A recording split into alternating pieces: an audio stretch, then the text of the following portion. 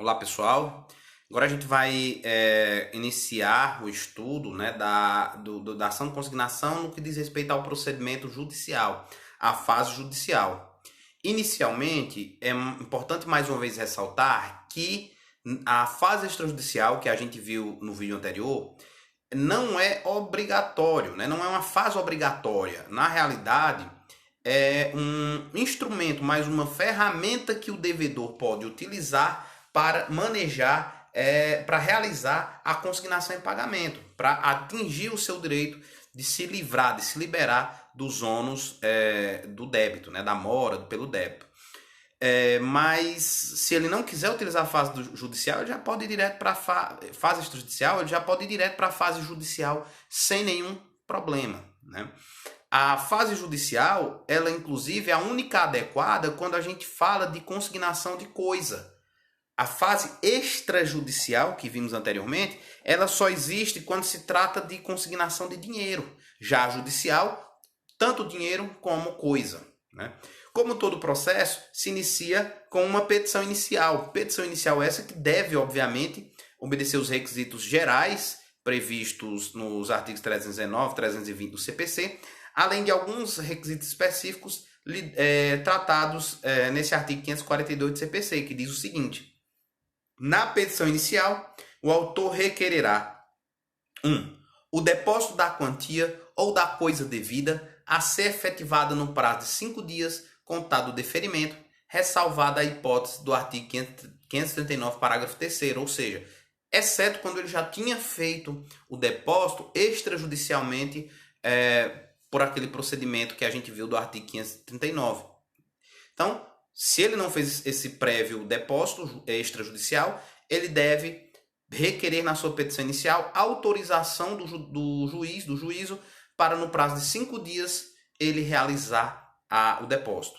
2. Ele deve também requerer a citação do réu para levantar o depósito ou oferecer contestação. Então, um resumo, a petição inicial da consignação em pagamento vai ter esses dois pedidos. O pedido, inicialmente, para que seja realizado o depósito nesse prazo de 5 dias e também o requerimento de citação do réu para que o réu possa levantar esse depósito ou, claro, obviamente, se defender, contestar.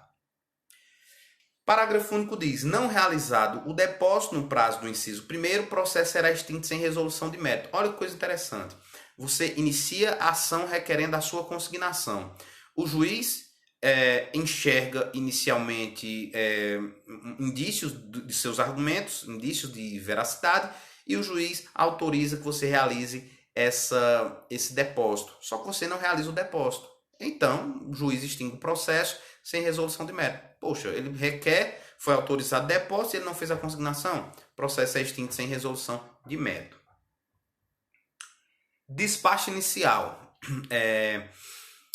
Ao receber a petição inicial, o que é que o juiz vai fazer? Óbvio que o primeiro passo que o juiz tem que fazer é uma análise se está preenchido todos os requisitos da petição inicial, pressupostos processuais e condições da ação. Ele analisa: os pressupostos processuais estão preenchidos? As condições da ação, interesse e legitimidade também estão presentes? Estão. Se estiver tudo presente, o juiz passa para essa segunda etapa, né, do despacho inicial. Se não estiverem presentes e os vícios forem consertáveis, o juiz determina a intimação do autor para que emende a petição inicial, que corrija os vícios da petição inicial. Então vamos lá. Vamos imaginar que a petição inicial está toda perfeita. O que é que o juiz determina? O juiz determina, autoriza a realização do depósito do bem que se quer consignar, dinheiro ou objeto, do bem que se quer consignar. Autoriza o depósito.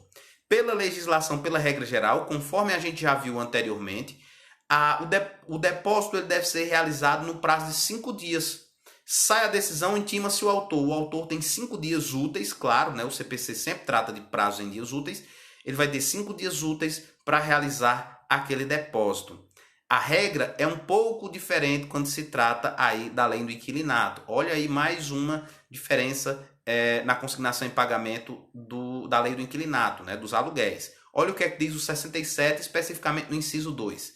Determinada a citação do réu, o autor será intimado a, no prazo de 24 horas, efetuar o depósito judicial da importância indicada na petição inicial, sob pena de ver extinto o processo. Enquanto que na consignação geral o prazo é de 5 dias úteis, na consignação de alimentos, após a intimação do autor, ele tem o prazo de 24 horas para realizar aquela consignação, para realizar aquele depósito. Olha que coisa interessante. E se o depósito for de coisa indeterminada, Jânio, aquelas determinadas pelo gênero? Olha o que é que diz o 543. Se o objeto da prestação for coisa indeterminada e a escolha couber ao credor, será este citado para exercer o direito dentro de 5 dias. Então, primeiramente, é uma consignação em pagamento, é a entrega de uma coisa determinável, né, indeterminada. Se a escolha couber ao credor, cita-se o credor e ele tem 5 dias para fazer a sua escolha. Depois disso, o autor, que é o devedor, o autor deposita, realiza o depósito. Continuando o 543. Se outro prazo não constar na lei ou do contrato, ou para aceitar que o devedor faça, devendo o juiz, ao despachar a petição inicial, fixar lugar, dia e hora em que se fará a entrega, sob pena de depósito. Então, novamente, de acordo com 543, coisa indeterminada, a escolha cabe ao credor, que é o réu do processo. O credor, que é réu do processo, será citado. O juiz assinala-lhe um prazo de 5 dias, a não ser que outros prazo tenha sido determinado pela lei ou pelo contrato, conforme diz o 543, determinando esse prazo de 5 dias para que ele realize a escolha. Indique qual bem ele escolhe receber em consignação do devedor, do autor. Caso ele não faça essa escolha, o devedor entrega a que ele mesmo escolher. E quando a escolha desde o início já coubesse já ao devedor, aí segue a regra geral, né? O juiz autoriza o despacho, dá o prazo de 5 dias e nesse prazo de 5 dias o autor da ação, que é o devedor, entrega o bem que ele escolheu. Segue a lógica normal. Consignação de prestações vincendas, consignação das prestações vincendas. O que são as prestações vincendas? São as prestações que vão se vencendo ao longo do processo. Muito comum isso acontecer em aluguéis, em consignação de aluguéis, e em algumas obrigações que são continuadas também de uma maneira geral. Deixa eu dar um exemplo de uma situação que acontece com uma certa frequência. As ações revisionais de financiamento de veículos. Então, muito comum. Então, alguém quer revisar o valor que paga de uma prestação, de um financiamento de veículo, porque julga que há uma abusividade na cobrança de juros naquelas prestações. Só que quando ele faz o cálculo do que acha que era justo, do que ele deveria pagar, há uma diferença do valor da parcela e o banco não vai receber. O agente financeiro não vai receber a quantia a menos. Não, eu compactuei com você, foi parcelas de R$ 1.500. Eu não vou receber R$ 1.000, que é o que você está propondo pagar. O banco, com fundamentação no próprio contrato, de forma justa, de acordo com a interpretação do contrato, ele não aceita receber a não ser o pagamento integral. Ok. O indivíduo, então, ele vai entrar com uma ação para discutir sobre o financiamento, sobre o valor das parcelas, mas enquanto isso, ele tem que pagar o que já entende devido, sob pena de ter que responder pela mora, pelos riscos da coisa pela mora. Então, se ele entende que é R$ 1.000, ele ingressa com a ação revisional do contrato e lá ele também cumula com a consignação em pagamento das parcelas vencidas e as que vão se vencer. E ele tem que consignar aquele valor que ele entende justo mensalmente. Isso são as prestações vencidas, as que já passaram, e as vencidas, as que vão se vencer. Pegando essa ideia, vamos ler aqui o que diz o artigo 541 do CPC. Tratando-se de prestações sucessivas, consignadas uma delas, pode o devedor continuar a depositar no mesmo processo sem mais formalidades, as que se forem vencendo, desde que o faça em até 5 dias contado da data do respectivo vencimento. Olha essa parte final aí como é interessante. Então assim, imagine essa situação dessa revisional. Então imagine que a prestação do carro que a ser paga era todo dia 10 de cada mês. O banco, então, obviamente, o primeiro mês, se recusou a ele pagar esses R$ 1.000, que era o que ele entendia, que o devedor entendia ser o correto. E o banco credor exige o pagamento dos 1.500. Esse devedor entra com ação revisional, combinada com a ação de consignação e pagamento, e lá ele pede o depósito daquela quantia de R$ 1.000, referente ao primeiro mês. Só que os outros meses vão se vencer. E ele vai tentar pagar R$ 1.000 no banco e o banco não vai receber 1.000, só quer receber só 1.500, o valor ajustado inicialmente. O que é que ele vai fazer? No mesmo processo, ele vai realizando os depósitos das novas parcelas, das parcelas que vão se vencendo, as parcelas vincendas. Ele vai todo mês realizando aquele depósito e aquela quantia fica à disposição do credor, que pode sacá-las ou não, mas já fica à sua disposição.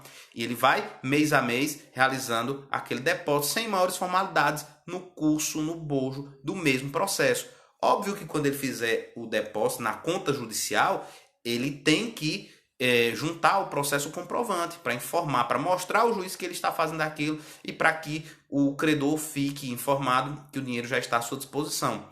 A lei só traz um condicionante nesse caso. Qual o condicionante? Que ele faça esse depósito das parcelas vincendas, das que vão se vencer, pelo menos em até 5 dias, no máximo 5 dias depois da data do vencimento. O débito se vence no dia 10, olha que interessante. Então ele tem até o dia 15 para fazer a consignação daquilo judicialmente, dentro daquele mesmo processo. Até o dia 15 ele tem para fazer aquilo. E se ele perder esse prazo, de repente ele quer consignar no dia 20, ele pode? Pode. A lei não traz nenhuma resposta sobre isso, mas pela interpretação da sistemática, a lógica é que ele possa sim fazer. O que vai acontecer é que depois do dia 5, ele vai ser responsável pelos efeitos da mora, né? Multa, juros, enfim, atualização monetária, ele vai ficar responsável por isso. Mas, de uma maneira geral, ele deve, para continuar com os efeitos ali liberatórios da consignação, ele deve fazer pelo menos até 5 dias depois do vencimento daquele débito. Vamos ver agora a regra prevista lá na lei do inquilinato sobre essa mesma história das parcelas vincendas. Então eu entro com ação de consignação de aluguéis, conseguindo o primeiro em 24 horas, que foi o que o juiz determinou. Vocês lembram aí no artigo 67, inciso 2, eu conseguindo o primeiro aluguel em 24 horas, e as próximas parcelas, os próximos aluguéis, como é que eu vou fazer? Inciso 3º. O pedido envolverá a quitação das obrigações que vencerem durante a tramitação do feito e até ser prolatada a sentença de primeira instância, devendo o autor promover os depósitos nos... Não, tá cortado aqui, né? Mas, enfim, deixa eu complementar aqui para vocês. Cortou aí no slide. Deve promover os depósitos nos respectivos vencimentos. Deve ser no dia do vencimento. Ele não tem esse prazozinho aí de 5 dias nem 24 horas. Ele deve fazer as consignações nos dias dos vencimentos. Então, se o aluguel se vencia no dia 5 de cada mês, então ele pediu a consignação da primeira. O juiz deu 24 horas para ele realizar. Ok. A parcela do mês que vem, o aluguel dos meses subsequentes, ele deve consignar no dia do vencimento do aluguel, sob pena de responder pelos efeitos, né, da mora. Então, se o aluguel é no dia 5, então no dia 5 desse mês ele deve fazer a consignação. 5 do mês que vem ele deve fazer a consignação, 5 do outro mês, e a cada dia 5 ele vai fazendo a consignação.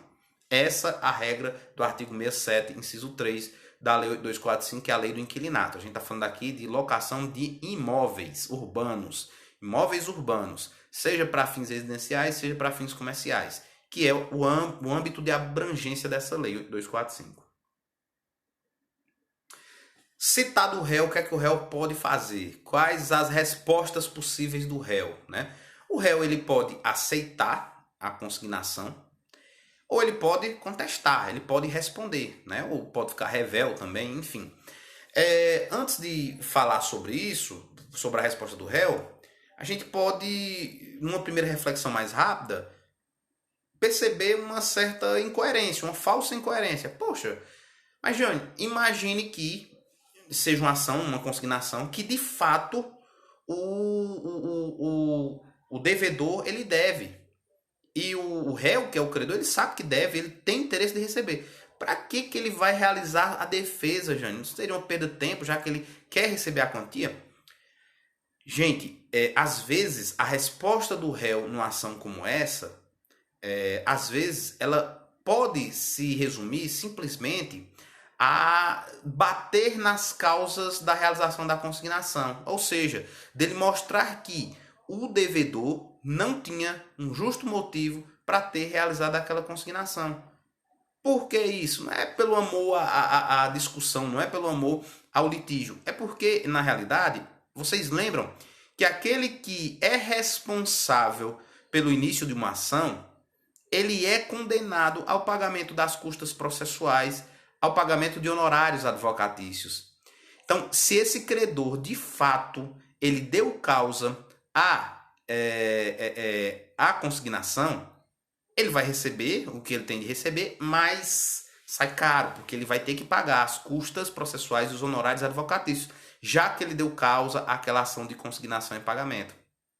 Então, o réu pode sim ter interesse em receber a coisa, mas ao mesmo tempo ele pode sim ter interesse em contestar. E o que é que ele pode alegar em sua contestação? Olha o que diz o artigo 544. Na contestação, o réu poderá alegar que não houve recusa ou mora em receber a quantia ou a coisa. Olha, eu até recebo, mas eu nunca recusei e também não teve mora da minha parte. 2. Foi justa a recusa. Recusei porque eu não sou o credor, né? Ou porque a coisa que você está querendo pagar é diversa do que a gente acordou, né? O exemplo que eu estava falando para vocês da revisional. O banco na defesa vai alegar, sim, eu recusei porque o valor da prestação é R$ 1.500 e não 1.000. Então não sou obrigado a receber menos. Foi justa a minha recusa. Terceiro, o depósito não se efetuou no prazo ou no lugar do pagamento. Então, olha, o que você está fazendo aqui, depositando, realizando essa consignação, mas está errado. Fora do prazo, não é no lugar do pagamento. 4, o depósito não é integral. O que você está depositando é a menos do que você me deve. Então, ele pode também contestar isso. Parágrafo único. No caso do inciso 4, a alegação somente será admissível se o réu indicar o montante que entende devido. Ou seja, ele não pode simplesmente recusar o pagamento. Além de recusar o pagamento, ele tem que dizer o quanto é devido. Olha, o que você deve não é 1.000, você deve a 1.500. E para completar essa discussão, olha o que é que fala o artigo 545 aí, sobre insuficiência do depósito feito pelo devedor na consignação. Alegada a insuficiência do depósito, é lícito ao autor completá-lo em 10 dias, salvo se corresponder à prestação cujo inadimplemento acarreta a rescisão do contrato, que não teria sentido o juiz dar prazo para ele completar. Então vamos lá. O réu alega que o autor, ou seja, o credor alega que o devedor depositou menos. Poxa, peraí, ele disse que ele fez a consignação, mas ele fez a consignação da quantia de 10.000. Parágrafo 1 do 544 diz: o réu, credor, ele não pode apenas alegar que a quantia é insuficiente, mas ele tem que dizer qual a quantia certa que era o débito. Não é 10.000, é 12.500, exemplo. Então, ele indica qual a quantia devida. Nesse caso, olha o que é que diz o 45. O autor, devedor, será intimado para, em 10 dias úteis, completar aquela quantia alegada pelo réu.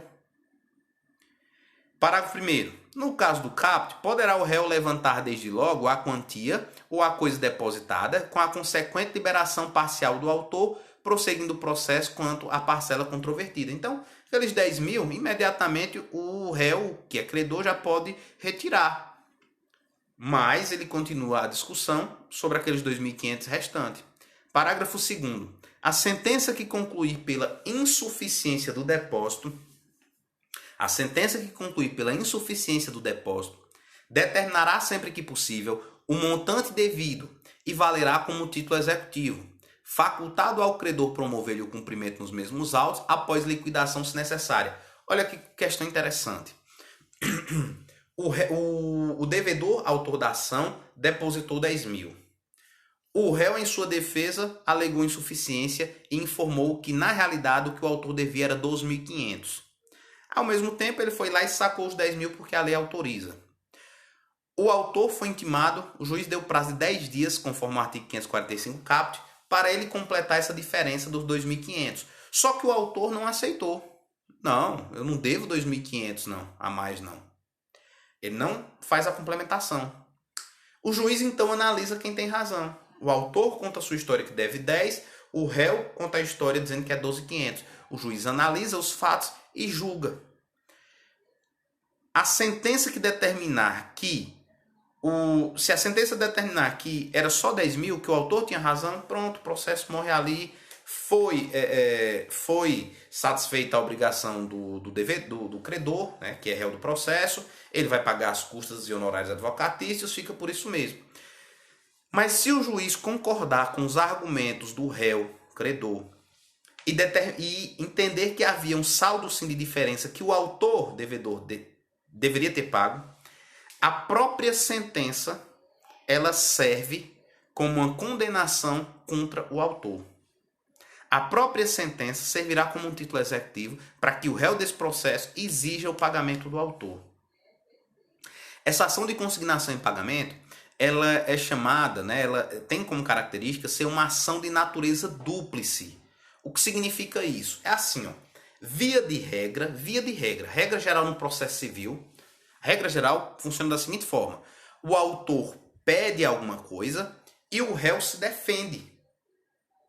Como é a defesa do réu? O réu se defende dizendo o seguinte: não me condene, ele não tem razão. Não me condene porque ele não tem direito a isso. Então, a defesa do réu num processo, de uma maneira geral, é uma defesa para negar que ele tenha responsabilidade por aquilo que ele não deve ser condenado. Entretanto, o réu quiser que o autor seja condenado a alguma coisa, ele tem que fazer um pedido de reconvenção. Então, imagine um acidente de carro, para ficar bem fácil a compreensão. Imagine um acidente de carro. Um indivíduo entra com ação contra outro, dizendo que esse réu é responsável pelo acidente. O réu, se ele só se defende, se ele só contesta, ele diz ao juiz o seguinte, resumidamente: eu não sou responsável, não sou culpado pelo acidente, então eu não posso ser condenado. Quais os possíveis resultados do processo? Ou o juiz é favorável ao autor e condena o réu, e o réu vai ser obrigado a pagar alguma coisa, ou o juiz julga improcedente a ação e o réu não é condenado e o autor sai como entrou no processo. Ou seja, ele sai, não recebe nada, mas ele também não é condenado a pagar nada, exceto, obviamente, as custas do processo e os honorários advocatícios da outra parte. Mas, fora isso, ele não vai ter que pagar uma quantia para o réu, ele não vai ser condenado a pagar uma indenização pelo réu.